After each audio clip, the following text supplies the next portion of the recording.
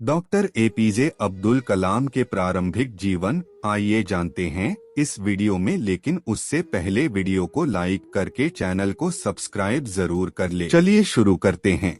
अब्दुल कलाम जी का जन्म तमिलनाडु में रामेश्वरम के तमिल मुस्लिम परिवार में 15 अक्टूबर 1931 को हुआ था। इनके पिता का नाम जैनलाब्दीन था, जो पेशे से नावों को किराए पर देने और बेचने का काम करते थे। कलाम जी के पिता अनपढ़ थे, पर उनके विचार आम सोच से कहीं ऊपर थी। वह उच्च विचारों के धनी व्यक्ति थे और अपनी सभी बच्चों को उच्च शिक्षा देना चाहते थे।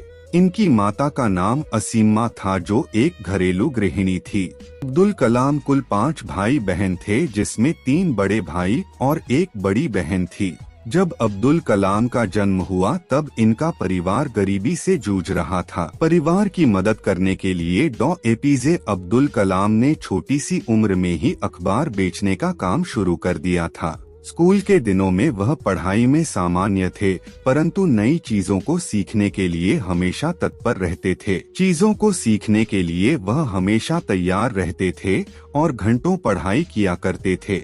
गणित विषय इनका मुख्य और रुचि वाला विषय था। डॉक्टर एपीजे अब्दुल कलाम जी की प्रारंभिक शिक्षा Schwartz higher secondary school Ramanathapuram Tamil Nadu से मैट्रिक की शिक्षा प्राप्त की। स्कूल के दिनों में वह अपने एक शिक्षक से बहुत ज्यादा प्रभावित थे, जिनका नाम अयादुर सोलोमन था। उनके शिक्षक का मानना यह था कि ख्वाहिश, उम्मीद और यकीन को हमेशा अपने जीवन में रखना चाहिए। इन मूल मंत्रों पर काबू करना बहुत जरूरी है। इन 3 मूल मंत्रों के कारण आप अपनी मंजिल को बिना किसी परेशानी के पा सकते हैं। इन मूल मंत्रों को अब्दुल कलाम जी ने अपने आखिरी समय तक अपने जीवन में कायम रखा। अपनी प्रारंभिक शिक्षा पूरी करने के बाद डॉ एपीजे अब्दुल कलाम ने तिरुचिरापल्ली के सेंट जोसेफ कॉलेज से 1954 भौतिक विज्ञान में B.S.C की डिग्री प्राप्त की। इसके बाद 1955 में वह मद्रास चले गए।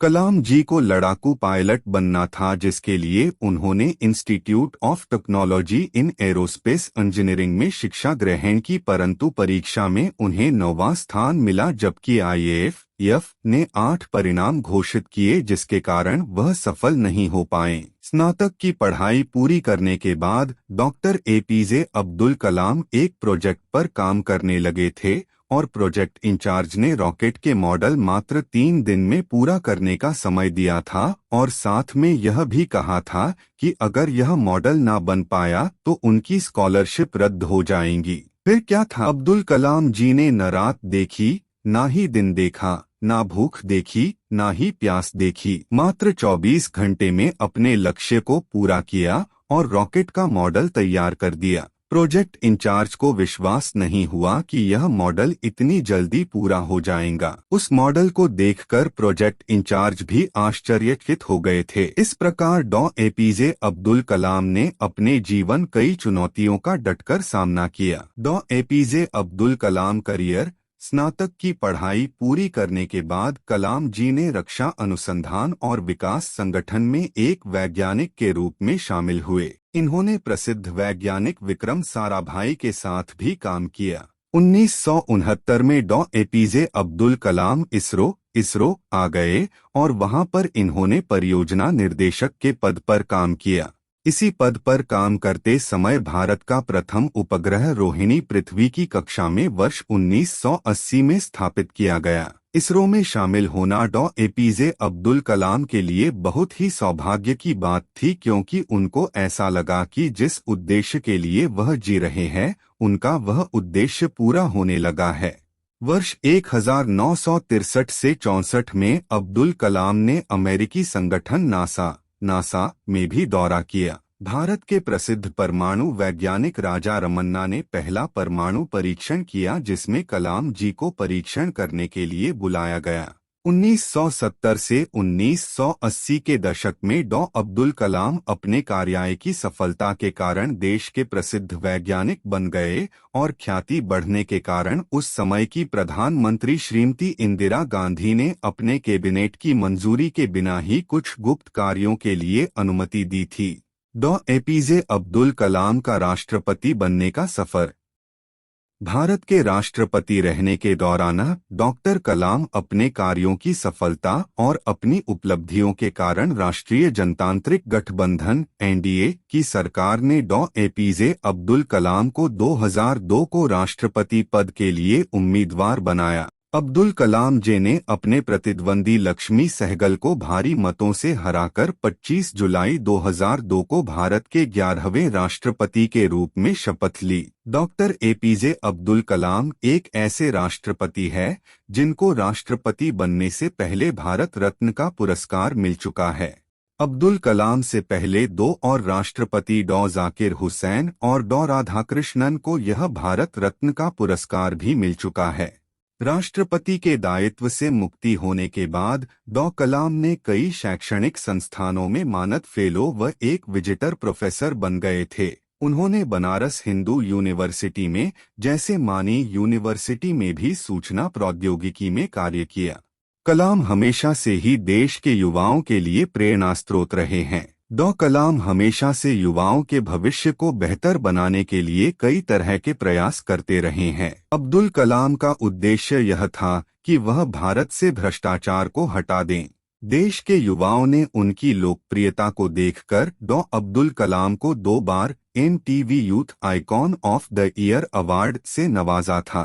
डॉ. एपीजे अब्दुल कलाम द्वारा लिखी गई कुछ प्रसिद्ध किताबें अब्दुल कलाम जी ने अपने विचारों को अपनी 4 किताबों में भी डाला है, जिनके नाम इस प्रकार है: India 2020, a vision for the new millennium, my journey, ignited minds, unleashing the power within India. इन पुस्तकों को विदेशी भाषाओं और भारत के कई अन्य भाषाओं में अनुवाद किया जा चुका है। फिल्म 2011 में आई एक फिल्म जिसका नाम आई एम कलाम है, जिसमें एक गरीब लड़का जिसके मन में कलाम के सकारात्मक विचारों को चित्रित किया गया। उनके सम्मान में वह लड़का अपना नाम कलाम रख लेता है। उसको बहुत ही खूबसूरती से दिखाया गया है। डॉ. एपीजे अब्दुल कलाम का निधन 27 जुलाई 2015 को डॉ. कलाम 84 साल के उम्र में भारतीय प्रबंधन संस्थान IIM शिलांग में रहने योग्य ग्रह पर अपना विचार व्यक्त कर रहे थे, जब उन्हें कार्डियक अटैक हुआ और वो वहीं बेहोश हो गए। लगभग शाम को 6:30 बजे उन्हें बेथानी अस्पताल में ICU में ले जाया गया, जहां 2 घंटे के बाद उनकी मृत्यु हो गई। 30 जुलाई 2015 को उनके पैतृक गांव रामेश्वरम के पास उनका अंतिम संस्कार हुआ। उनके अंतिम अनुष्ठान के समय कम से कम 3,50,000 लोग शामिल थे, जिसमें भारत के प्रधानमंत्री श्री नरेंद्र मोदी, तमिलनाडु के राज्यपाल, कर्नाटक, केरल और आंध्र प्रदेश के मुख्यमंत्री आदि लोग शामिल थे। अगर व्यक्तिगत जीवन के बारे में कहा जाए तो डॉ. कलाम पूरी तरह अनुशासन का पालन करने वाले थे। कलाम जी श्रीमद् भागवत गीता और कुरान दोनों का अध्ययन करते थे। भारत को विकासशील देश से विकसित देश बनाने का उनका बहुत बड़ा सपना था। बच्चों और युवाओं के कलाम जी हमेशा से ही प्रेरणा स्रोत रहेंगे। इस प्रकार आज हमने डॉ. एपीजे अब्दुल कलाम के आत्मजीवन के बारे में बताया। आशा करते हैं आपको डॉ. अब्दुल कलाम बायोग्राफी पसंद आई होगी और आप इसको अपने दोस्तों से शेयर करेंगे।